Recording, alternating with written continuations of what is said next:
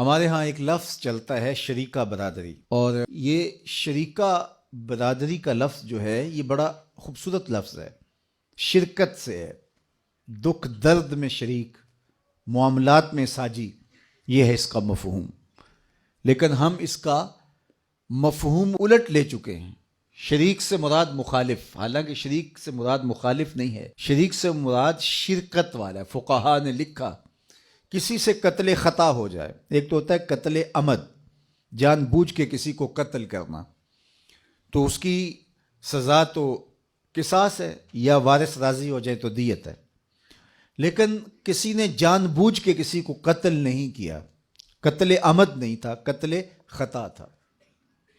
دور سے اس نے شکار کے لیے تیر چلایا تو وہ جا کے کسی جنگل میں کام کرتے ہوئے شخص کو لگ گیا، تو یہ قتل عمد نہیں تھا، قتل خطا تھا، تو اس کا قصاص نہیں ہے شرعاً، اس کی دیت ہے۔ تو جب قتل خطا کی دیت دی جائے گی تو اگر جس شخص سے قتل خطا ہو گیا اور وہ دیت دینے کی صلاحیت نہ رکھتا ہو، 200 اونٹ اس کی دیت بنتی ہے تو اتنے وہ کہاں سے دے گا، اتنی اس کی طاقت نہیں ہے، تو پھر یہ جس کو ہم شریکہ برادری کہتے ہیں، فقہا نے لکھا ہے کہ یہ کام کریں گے اس کے ساتھ، اس کی جان چھڑانے کے لیے اپنے مال سے اس کی دیت ادا کریں گے۔ کیوں؟ اس لیے کہ یہ شریک ہے اس کے، ان کا شریک ہونا متقاضی ہے اس بات کا کہ وہ اپنے بھائی کی جان چھڑائیں اور اس کے لیے دیت دیں، تو یہ تو پھر دکھ درد کے ساجی ہوئے، نہ کہ مخالف ہوئے۔ تو صلہ رحمی ہمارے دین نے ہمیں سکھائی ہے۔ آقا کریم علیہ السلام نے جب فتح مکہ کیا تو اس وقت قریش تھر تھر کانپ رہے تھے، چونکہ انہوں نے جو آقا کریم علیہ السلام کو اذیتیں دی تھیں، تکلیفیں پہنچائی تھیں، کوڑے پھینکے حضور علیہ الصلاۃ والسلام کے دروازے پر، کانٹے پھینکے حضور کی راہوں میں، اور عقبہ بن نبی معیط نے اجریاں ڈلوائیں، اسی طرح باقی لوگوں نے جو جو اذیتیں پہنچائیں سب کو یاد تھی۔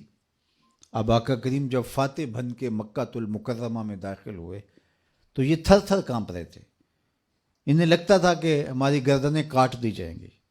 اور اگر ہمیں بہت ہی چھوٹ ملی تو جان کی امان بھی پا چکے تو اتنا ضرور ہوگا کہ ہمیں شہر بدر کر دیا جائے گا، اور وہ اس کے لیے ذہنی طور پہ تیار تھے۔ تو یہ جمع ہو کے حضور علیہ السلام کے پاس جب آئے تو آقا کریم نے فرمایا بتاؤ میں تمہارے ساتھ کیا سلوک کروں، تو انہوں نے رحم کی بھیک مانگتے ہوئے کہا کہ کریم باپ کے کریم بیٹے ہیں آپ، ہم آپ سے خیر کی توقع رکھتے، اور ان کے دل میں یہ تھا کہ ہمیں شہر بدر کر دیا جائے گا، چلو ہماری گردنیں کٹنے سے بچ جائے۔ تو آقا کریم علیہ السلام نے جو جواب دیا تو ان کی آنکھیں حیرت سے پٹی کی پٹی رہ گئی کہ آقا کریم نے فرمایا کہ آج میں تمہارے ساتھ وہی سلوک کروں گا جو میرے بھائی یوسف نے اپنے بھائیوں کے ساتھ کیا تھا، اور فرمایا اذهبوا انتم الطلقاء لا تثریب علیکم اليوم، جاؤ تم سب آزاد ہو، آج تم سے کسی قسم کا کوئی مواخذہ نہیں ہوگا۔ تو یہ حیرت زدہ ہو گئے کہ ہم نے تو کوئی دقیقہ فروگزاشت نہیں کیا تکلیف پہنچانے میں، ہم نے تو کوئی اذیت نہیں چھوڑی جو ان تک نہ پہنچائی ہو، لیکن آج ان کا یہ رویہ، تو رشتہ داروں کے ساتھ یہ سلوک، جب آپ قابو پا لیتے ہو کسی کے اوپر تو پھر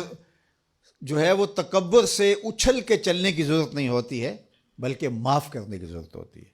اور اللہ کے محبوب علیہ السلام نے 3 چیزیں قسم کر کے کی ہیں۔ حضرت ابو کبشہ الانماری رضی اللہ تعالیٰ عنہ سے یہ روایت مروی ہے، آقا کریم نے فرمایا کہ 3 چیزیں میں قسم کر کے کہتا ہوں، ان میں سے ایک، جب کوئی شخص کسی کو معاف کر دیتا ہے، حضور نے فرمایا میں قسم اٹھا کے کہتا ہوں کہ اس کی عزت میں کمی نہیں ہوتی، معاف کر دینے سے کوئی فرق نہیں پڑتا، فرمایا یہ چیز میں قسم کر کے کہتا ہوں۔ تو آقا کریم نے سب کو معاف کر دیا۔